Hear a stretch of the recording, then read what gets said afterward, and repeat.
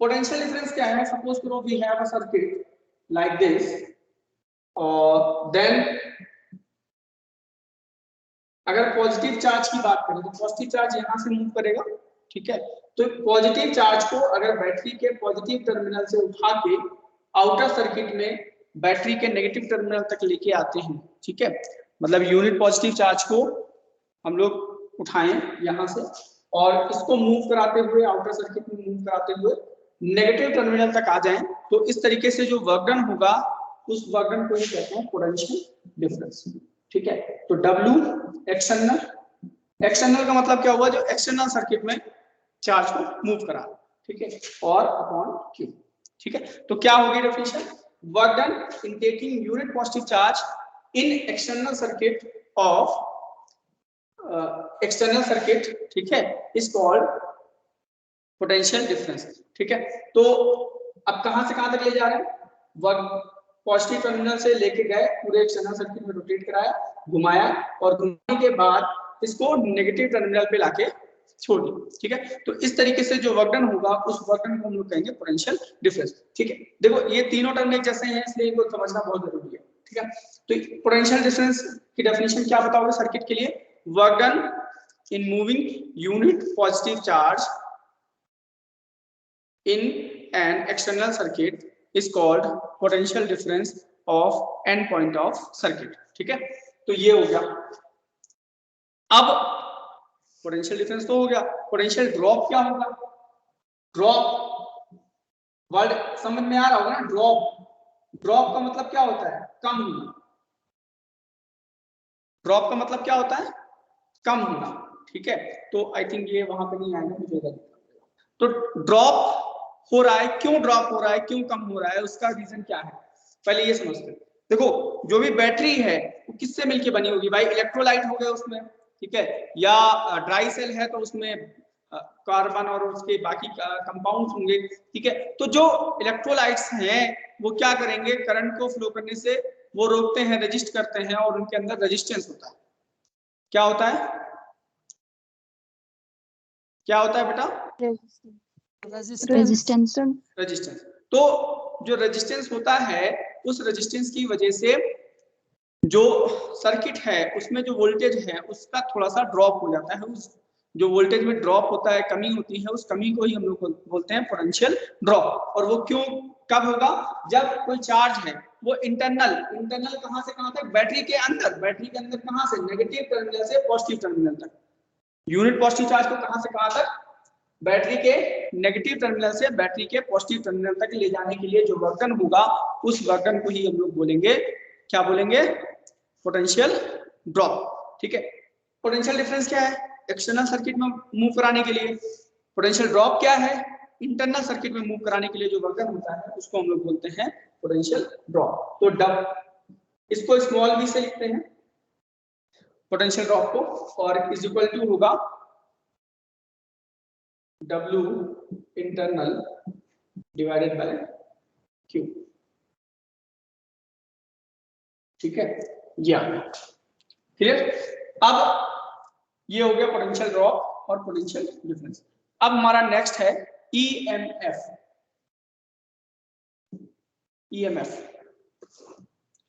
EMF का full form क्या होता है? किसी को पता है? इलेक्ट्रोमोटिव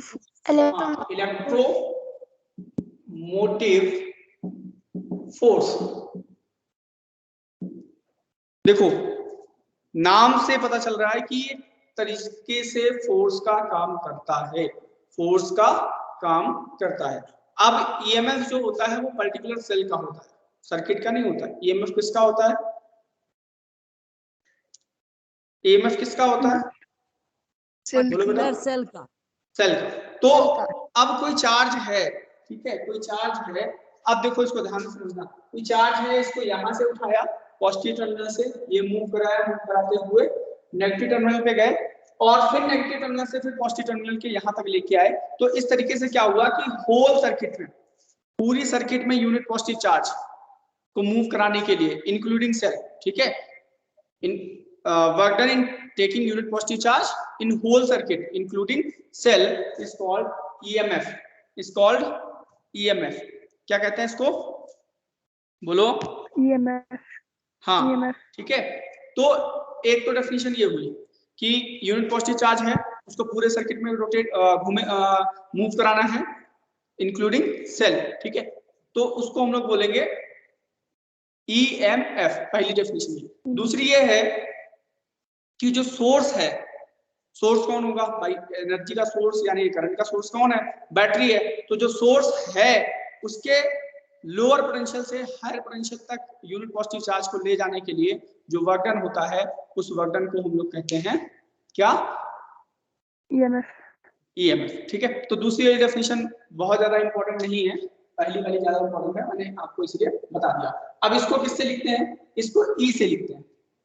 इसको किससे लिखते हैं, E से लिखते हैं। मैं इस तरीके से ही बनाऊंगा, ठीक है। और ये किसके इक्वल होगा, W total, total work done divided by total charge, ठीक है। तो total work done upon total charge, ये हो गया आपका EMF, ठीक है। तो पहले डेफिनेशन लिख लो, फिर आगे हम लोग बताते हैं। सबसे पहले हेडिंग डालो पोटेंशियल डिफरेंस, फटाफट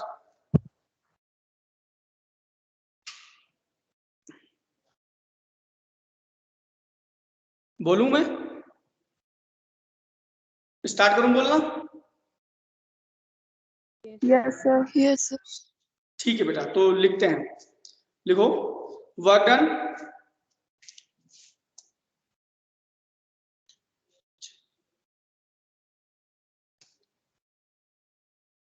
पोटेंशियल डिफरेंस की लिखो, work done in taking unit positive charge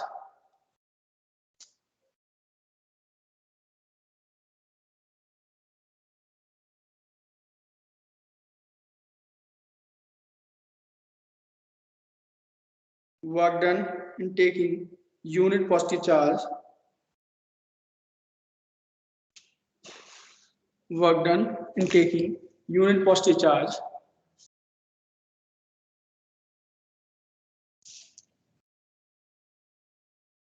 work done in taking unit positive charge from one point to another point of external circuit, from one point to another point of external circuit, from one point to another point of external circuit is called potential difference, is called potential difference.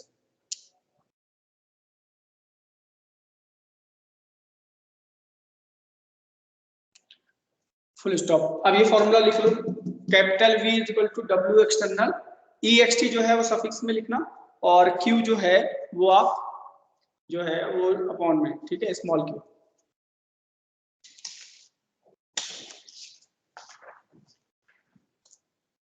हो गया? Yes, sir. ठीक है, तो next heading डालो potential drop.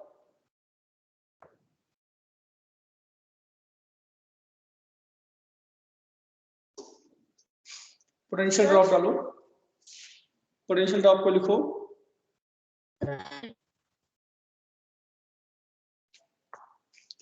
Work done in taking या in moving,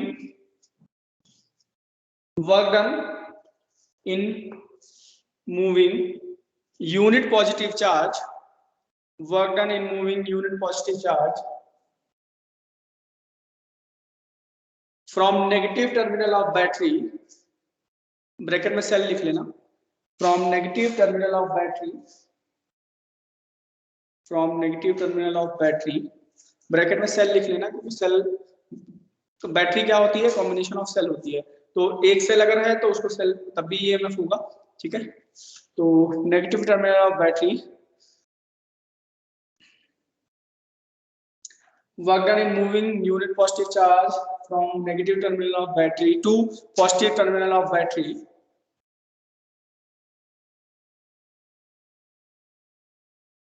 bracket में लिखना inside, inside the battery,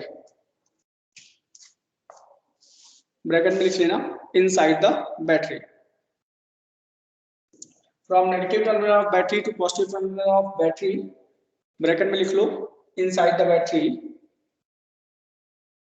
is called potential drop. Is called potential drop.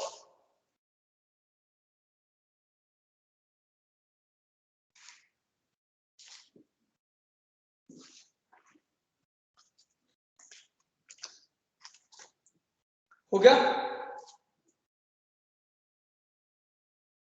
थोड़ा सा तेजी से हाथ बढ़ाओ. Yes, sir. नेक्स्ट हेडिंग डालो, electromotive force EMF.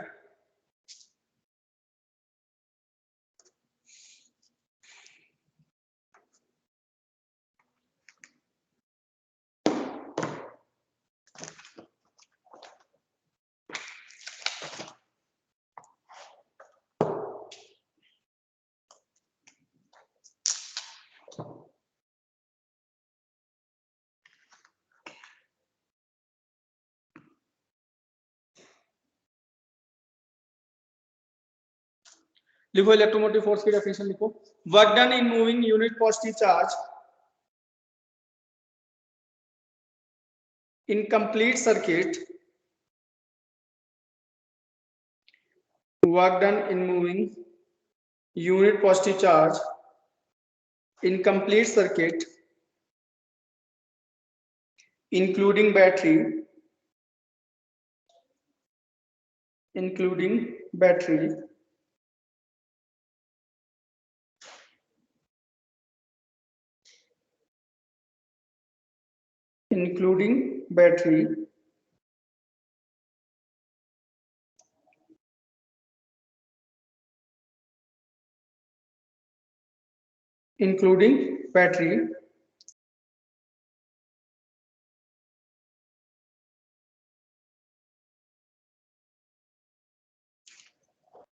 including battery is called electromotive force.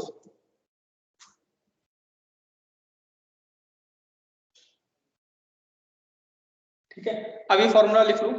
अब देखो इसका डेरिवेशन कैसे करेंगे और इसकी जरूरत क्यों है हमें पढ़ने की, ये भी चीज समझनी जरूरी है. देखो ये हमें इसलिए पढ़ना जरूरी है क्योंकि हमारे डे टू डे लाइफ में बैटरी कहीं ना कहीं इंपॉर्टेंट रोल लगती है. तो बैटरी में ईएमएफ क्या है, ठीक है, उसका पोटेंशियल ड्रॉप क्या होता है, पोटेंशियल ड्रॉप क्यों होता है मैंने बता दिया आपको क्यों होता है, और उसके साथ में आपके पोटेंशियल डिफरेंस क्या होता है वो भी बताया. ठीक है, तो अब इसको आगे हम लोग देखते हैं. इनमें एक रिलेशन है. ठीक है, तो एक रिलेशन है वो इम्पोर्टेंट है. मैं इस फॉर्मूले को नोट करूंगा, बताता हूँ. रिलेशन बिटवीन, कैसे फाइंड करेंगे एक रिलेशन. ठीक है, रिलेशन बिटवीन, मैं एक सिंबल लिख रहा हूँ सिर्फ, V मतलब पोटेंशियल, ईएमएफ पहले लिखता हूँ, EMF potential difference and potential drop. ठीक है, ईवीवी में क्या रिलेशन होता है वो हम लोग समझेंगे अच्छे से. ठीक है, चलो शुरू करते हैं. ठीक है, तो देखो सबसे पहले टोटल W टोटल क्या होगा. W टोटल अगर हम लोग देखें तो दो सर्किट थे, W एक्सटर्नल था और एक W इंटरनल था. यस और नो बेटा? Yes, sir. यही तो था ना कि एक बार सर्किट में बाहर लेके गए चार्ज को जो पोटेंशियल डिफरेंस दे रहा था, फिर एक सर्किट के मतलब बैटरी के अंदर गए वो पोटेंशियल ड्रॉप दे रहा था, फिर जब टोटल हो गया तो वो पोटेंशियल ईएमएफ हो गया. ठीक है, तो W टोटल किसके इक्वल है, W external plus W internal. ठीक है, तो अब अगर Q से डिवाइड करें, इसको भी Q से डिवाइड करें, इसको भी Q से डिवाइड करें और इसको भी Q से डिवाइड करें. ठीक है, तो ये क्या मिलेगा हमें, W टोटल अपॉन Q क्या होगा, EMF E. ज्यादा नीचे चला गया, आई थिंक दिख नहीं रहा. EMF E, W external upon Q क्या हो गया, पोटेंशियल डिफरेंस Potential.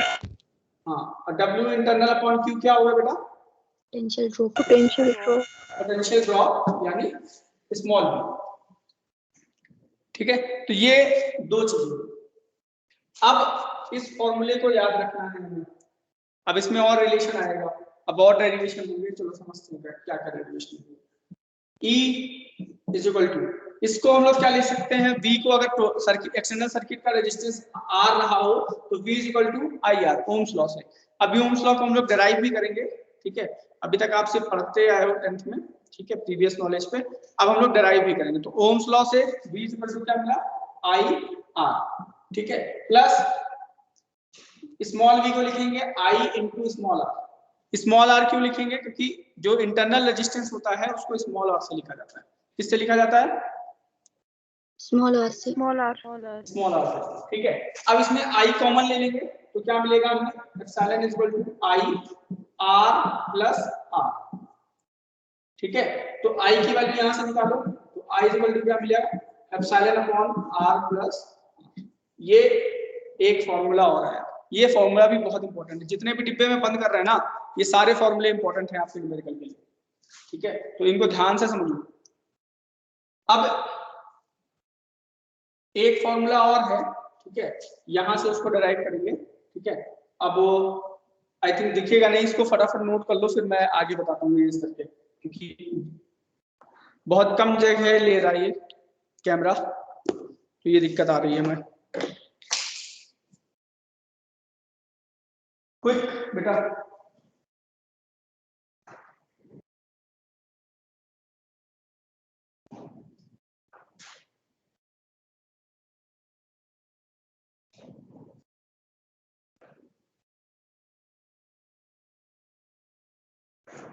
हो गया? Yes sir. Kaneez, Fatima Kaneez, off your camera, ठीक है। चलो अब एक और रिलेशन हम लोग डिराइव करेंगे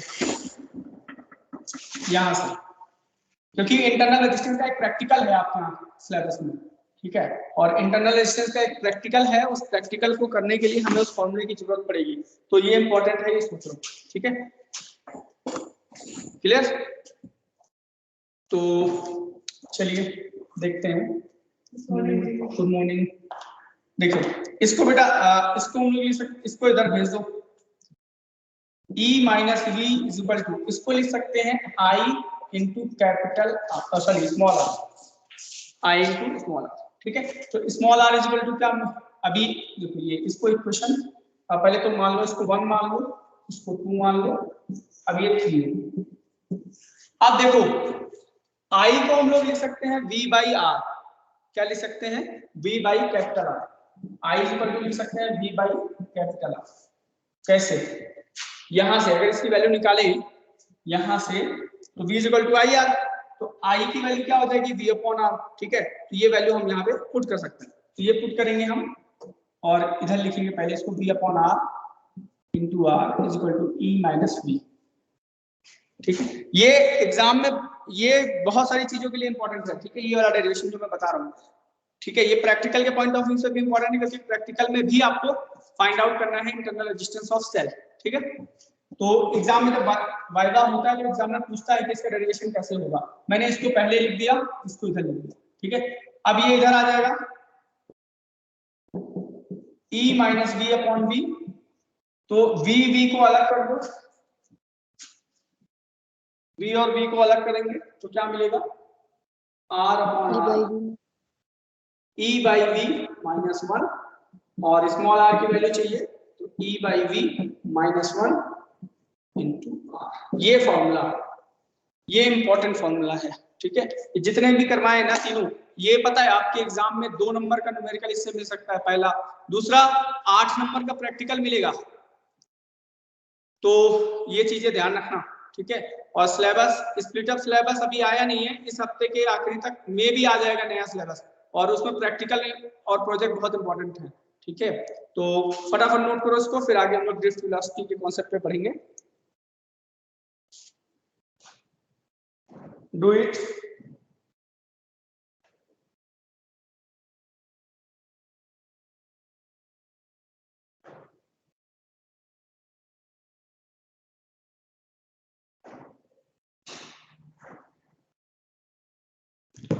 कल से आपकी पहले इसको नोट कर लो, फिर लास्ट में डिस्कस करेंगे एक चीज प्रैक्टिकल के लिए।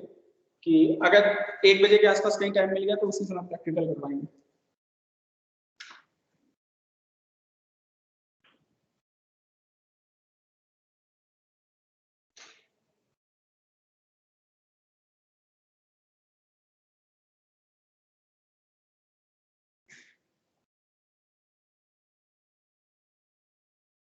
हो गया? Yes sir.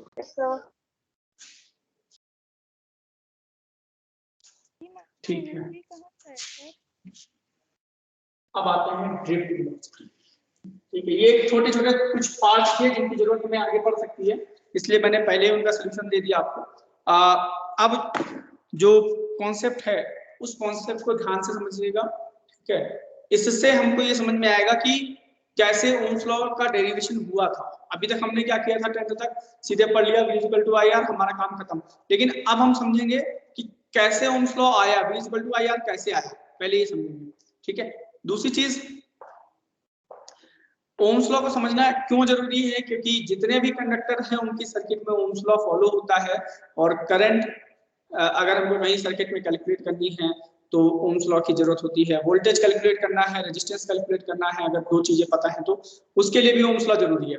तो ओम्स लॉ जो है वो बहुत इंपॉर्टेंट चीज है, इसलिए समझना बहुत जरूरी है। तो उससे पहले हम लोग समझेंगे ड्रिफ्ट वेलोसिटी। ड्रिफ्ट का मतलब होता है फोर्सफुली मूव करना। सर कैपिटल और स्मॉल आर में क्या फर्क है सर?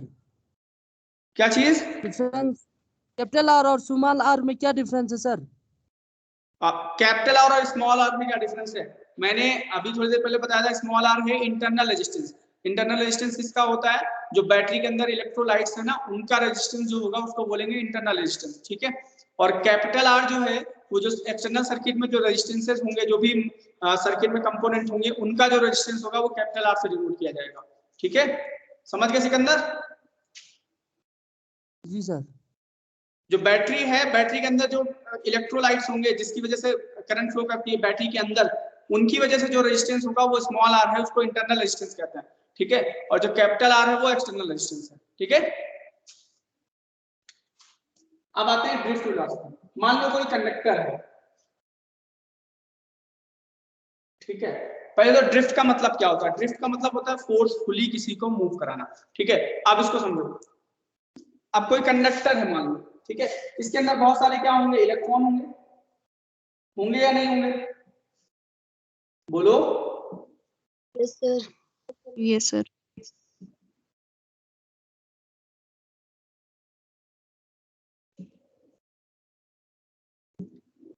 तो जब ये नॉर्मली रखे होंगे, नॉर्मल टेम्परेचर पे नॉर्मल ऐसे ही रखे होंगे, जब तक इसमें कोई बाइसिंग नहीं कर रहे हैं, कोई एक्सटर्नल सर्किट हमने नहीं लगा रहे हैं, तो क्या होगा, जिसका जिधर मन होगा वो उधर घूमेगा।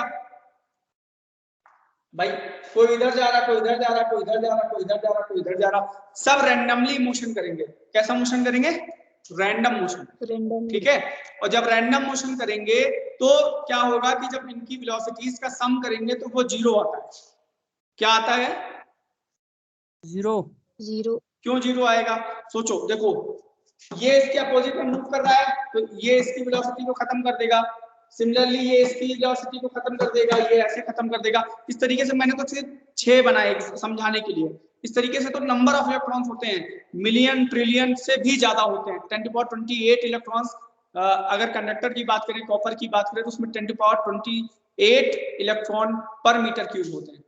मतलब 1 मीटर क्यूब में 10⁻28 इलेक्ट्रॉन्स होते हैं। तो वो एक सब क्या करते हैं, मिलजुल के एक दूसरे की वेलोसिटी को पूरी तरीके से डिमोलिश कर देते हैं। ठीक है, तो जब वेलोसिटीज का जो आप अगर मीन निकालेंगे हम, ठीक है, नीचे जो वेलोसिटीज हैं उनका मीन निकालेंगे तो वो जीरो मिलेगा। क्या मिलेगा? जीरो। जीरो। जीरो। ठीक है, क्यों? क्योंकि सब रैंडम मोशन में होंगे, पहली चीज। अब जैसे एग्जांपल के लिए समझ लो, जब क्लास में टीचर नहीं होते हैं तो क्या होता है, आप लोग बस स्टूडेंट्स क्या करते हैं, कोई इधर भाग रहा है, कोई इधर जा रहा है, कोई इधर जा रहा है, कोई इधर जा रहा है, सब जिधर मन होता है उधर भागते हैं। लेकिन जैसे ही टीचर आ जाते हैं, ठीक है, वैसे ही सब लाइन से बैठ जाते हैं। या असेंबली के बाद क्या होता है, जब मान लो अगर टीचर नहीं है तो असेंबली के बाद सब इधर उधर भाग के जाते हैं। लेकिन अगर टीचर है तो बिल्कुल लाइन से ऐसे जाते हैं। सही है कि नहीं सही है? Yes sir. Yes sir. है ना? तो वैसे ही इलेक्ट्रॉन है, इलेक्ट्रॉन छोटे छोटे बच्चे हैं, ठीक है, जब तक इनके ऊपर बाहर से फोर्स नहीं लगेगा तब तक ये बेचारे जहां मन होता है वहीं घूमते रहते हैं, ठीक है, भटकते रहते हैं। फिर जैसे ही इनके ऊपर कोई बैटरी लगा दी होगी, क्या लगा दी बेटा, बोलो, बैटरी बैटरी Battery. अब जैसे ही बैटरी लगाएंगे वैसे ही क्या होगा, सब एक डायरेक्शन में मूव करने लगेंगे।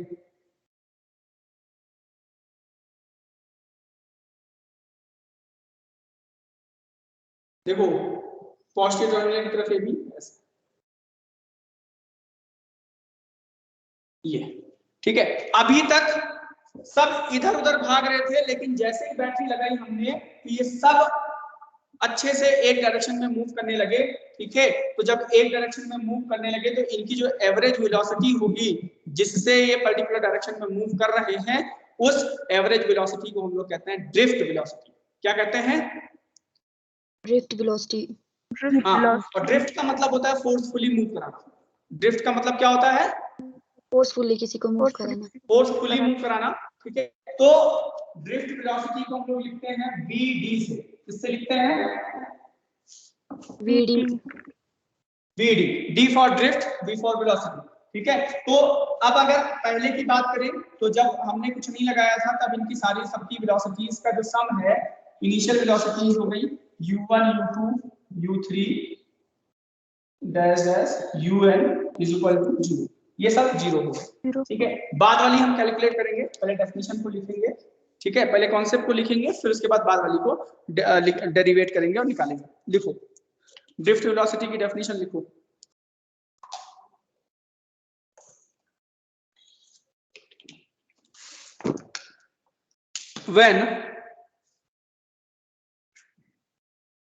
when there is no source is applied to a conductor, when there is no source is applied to a conductor, when there is no source is applied to a conductor, then due to thermal agitation, then due to thermal agitation,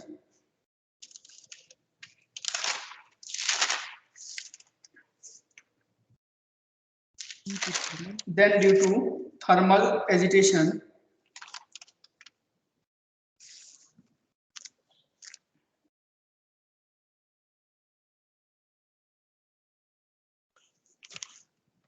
all electrons, due to thermal agitation, all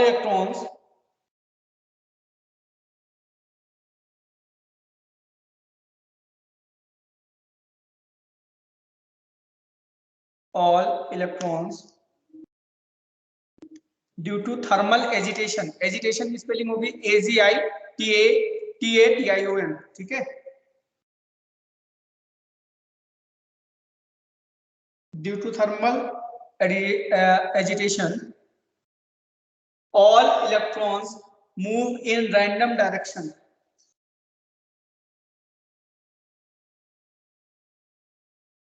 move in random direction,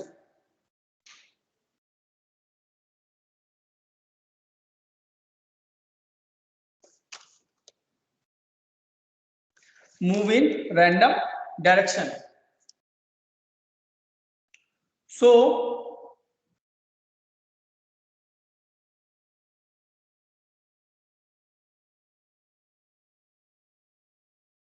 the resultant velocity of electron, so resultant velocity of electrons, so resultant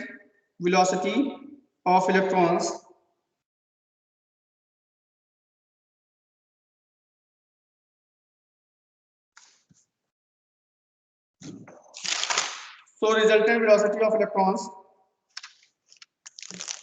is 0.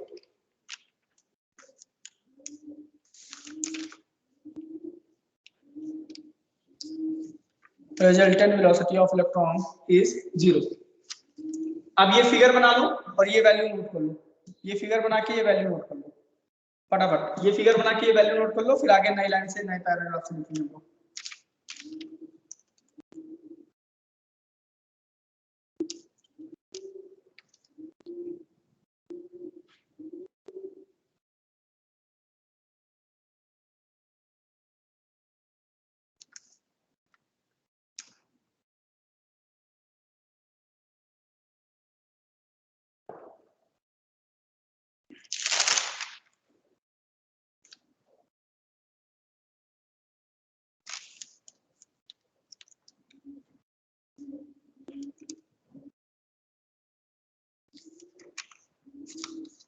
हो गया?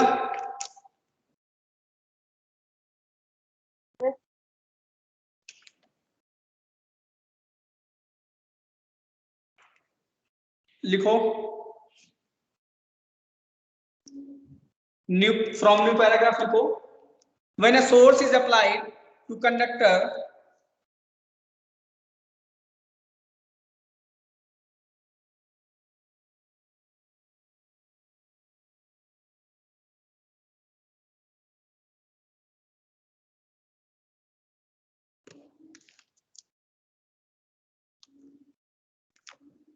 when a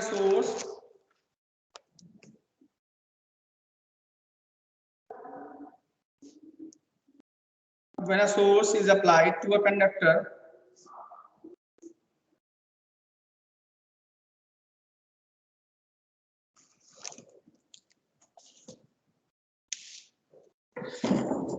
when a source is applied to a conductor, then all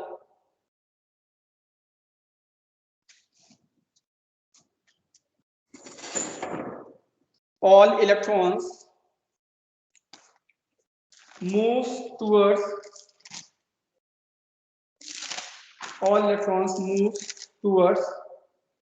positive terminal of battery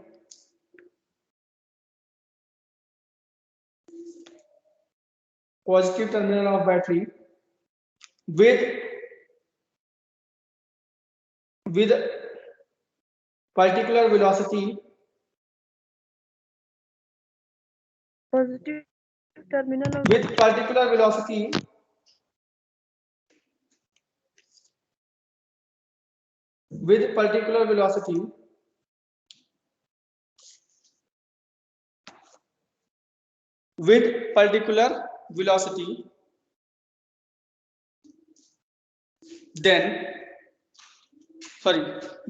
velocity तो उसके बाद लिखो hence लिखना, hence the average velocity, hence with average velocity,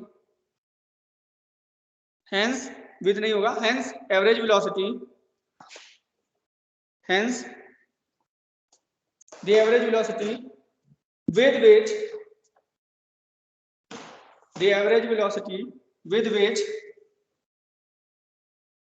electrons move towards positive terminal of battery,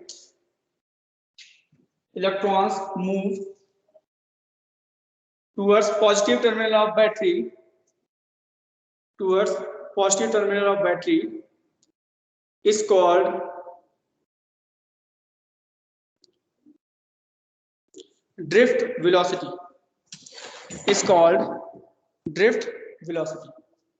तो इसके आगे हम लोग नेक्स्ट पार्ट में करेंगे। फिलहाल